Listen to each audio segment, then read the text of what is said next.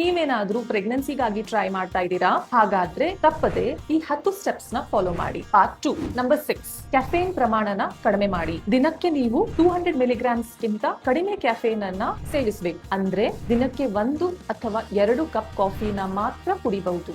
Number 7 ಮುಟ್ಟಿನ ಚಕ್ರವನ್ನು track ಮಾಡಿ. ನಿಮ್ಮ ಓವ್ಯುಲೇಷನ್ ದಿನವನ್ನು ತಿಳಿದುಕೊಳ್ಳಿ. ಓವ್ಯುಲೇಷನ್ ಮುಂಚಿನ 5 ದಿನವನ್ನು ಮತ್ತು ಆ ದಿನವನ್ನು ಫರ್ಟಿಲಿಟಿ ವಿಂಡೋ ಎನ್ನಲಾಗುತ್ತದೆ. ಈ ಸಮಯದಲ್ಲಿ ಗರ್ಭ ಧರಿಸುವ ಸಾಧ್ಯತೆ ತುಂಬಾ ಹೆಚ್ಚಾಗಿರುತ್ತದೆ. ನಂಬರ್ 8 ದೈಹಿಕವಾಗಿ ಸಕ್ರಿಯರಾಗಿರಿ. ವಾರಕ್ಕೆ ಸುಮಾರು 150 ನಿಮಿಷಗಳ ಕಾಲ ಸಾಧಾರಣವಾದ ವ್ಯಾಯಾಮ ಮಾಡಿ, ಆದ್ರೆ ಅತಿಯಾದ ಹೆವಿ ವರ್ಕ್ಔಟ್ಸ್ ಮಾಡಬೇಡಿ. ನಂಬರ್ 9 ನಿದ್ದೆ ಮತ್ತು ಒತ್ತಡವನ್ನು ನಿರ್ವಹಿಸಿ. ದಿನಕ್ಕೆ 7-8 ಗಂಟೆಗಳ ಕಾಲ ಖಂಡಿತವಾಗಿಯೂ ನಿದ್ದೆ ಮಾಡಿ. ಸ್ಟ್ರೆಸ್ ಕಡಿಮೆ ಮಾಡಲು ಮೆಡಿಟೇಷನ್ ಅಭ್ಯಾಸ ಮಾಡಿ. ನಂಬರ್ 10 ಔಷಧಿಗಳನ್ನು ಮರು ಪರಿಶೀಲಿಸಿ. ನೀವು ತಗೊಳ್ಳೋ ಯಾವುದೇ ಇಂಗ್ಲಿಷ್ ಮಾತ್ರೆಗಳಾಗಲಿ ಅಥವಾ ಆಯುರ್ವೇದಿಕ್ ಔಷಧಿಗಳಾಗಲಿ ಬಳಸುವ ಮುಂಚೆ ನಿಮ್ಮ ಡಾಕ್ಟರ್ ಜೊತೆ ಚರ್ಚಿಸಿ. ಪ್ರಮುಖ ಮಾಹಿತಿ: ನಿಮ್ಮ ವಯಸ್ಸು 35ಕ್ಕಿಂತ ಕಡಿಮೆ ಇದ್ದು 12 ತಿಂಗಳಿಂದ ಅಥವಾ 35ಕ್ಕಿಂತ ಜಾಸ್ತಿ ಇದ್ದು 6 ತಿಂಗಳಿಂದ ಟ್ರೈ ಮಾಡ್ತಾ ಇದ್ದು ಕನ್ಸೀವ್ ಆಗದಿದ್ರೆ ಅಥವಾ ಮೊದಲೇ ಇರ್ರೆಗ್ಯುಲರ್ ಪೀರಿಯಡ್ಸ್ ಇದ್ರೆ ದಯವಿಟ್ಟು ಡಾಕ್ಟರ್ನ ಕನ್ಸಲ್ಟ್ ಮಾಡಿ. ನೆನಪಿರಲಿ,